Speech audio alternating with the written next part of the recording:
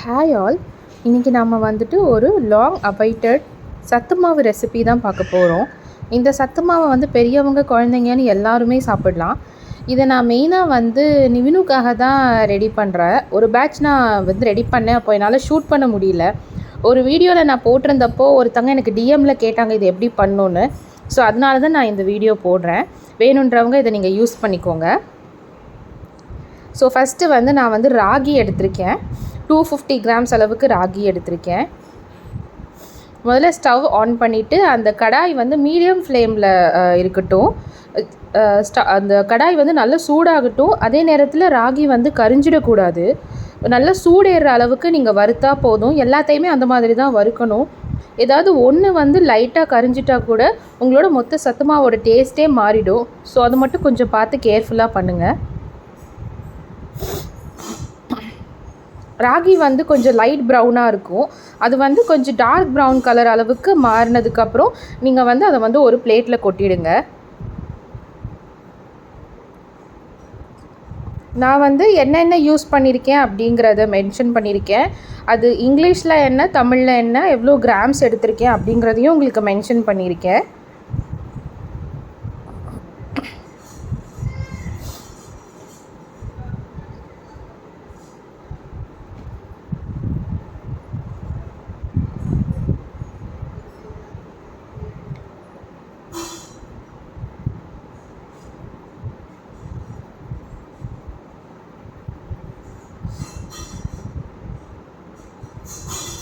So இந்த items எல்லாமே உங்களுக்கு வந்து டிமார்ட்டில் கிடைக்கும். போத்தீஸ் இருக்குது இல்லைங்களா, நான் இது வந்து போத்தீஸில் இருக்கிற அந்த சூப்பர் மார்க்கெட்டில் தான் பர்ச்சேஸ் பண்ணேன். ஏன்னா நார்மல் கடையில் வந்து இந்த கோதுமை இருக்குது இல்லைங்களா, ரா கோதுமை, அதெல்லாம் எனக்கு கிடைக்கல. அது பார்லி, வெள்ளை சோளம் இதெல்லாம் எனக்கு கிடைக்கல. ஸோ அதனால் உங்களுக்கு நான் இது வந்து எங்கே கிடைக்குன்றதையும் உங்களுக்கு நான் சொல்லிட்டேன். நீங்கள் வந்து ஆன்லைன்லையும் இதை வந்து பர்ச்சேஸ் பண்ணலாம். லாஸ்ட் டைம் நான் வந்து பிக் பாஸ்கெட்டில் தான் பர்ச்சேஸ் பண்ணேன்.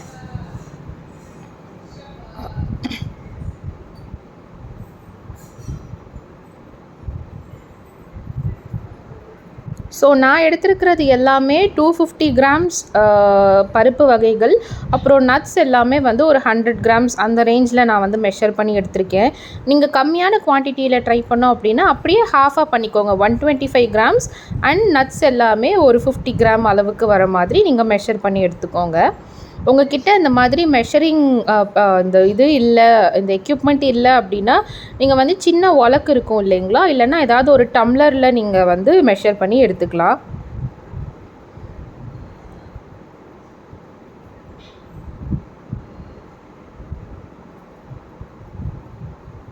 நான் சொன்னேன் இல்லைங்களா, ஒருத்தங்க என்கிட்ட வந்து டிஎம்மில் கேட்டப்போ நான் வந்து இந்த இன்க்ரீடியன்ட்ஸ் எல்லாமே அவங்களுக்கு நான் சென்ட் பண்ணேன். அப்போ அவங்க என்கிட்ட வந்து மக்காசோளம் வந்து ஃப்ரை பண்ணுறப்போ இது வந்து பாப்கார்ன் ஆகாதா அப்படின்னு சொல்லிட்டு என்கிட்ட ஒரு டவுட் கேட்டாங்க. ஆக்சுவலி இந்த மக்காசோளம் வந்து நல்லா ஃப்ரை பண்ணால் கூட பாப்கார்ன் ஆகலை. இது பாப்கார்ன் பண்ணுற கர்னல்ஸ் வேறு, மக்காசோளம் அப்படிங்கிறது வேறு. ஸோ அதை நீங்கள் பார்த்து கேர்ஃபுல்லாக வாங்குங்க.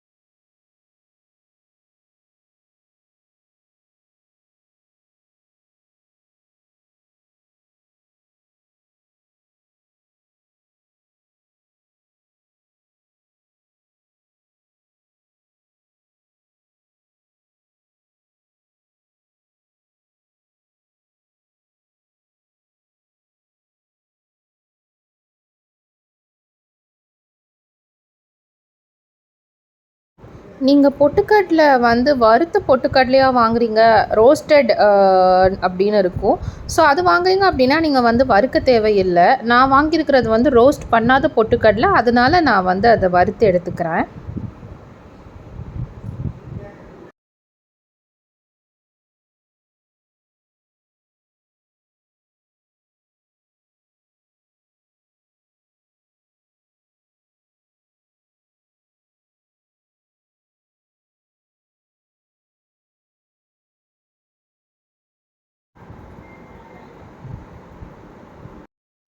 நான் வந்துட்டு வேர்க்கடலை நான் வந்து ஃப்ரை பண்ண அன்னைக்கு என்கிட்ட வேர்க்கடலை இல்லை.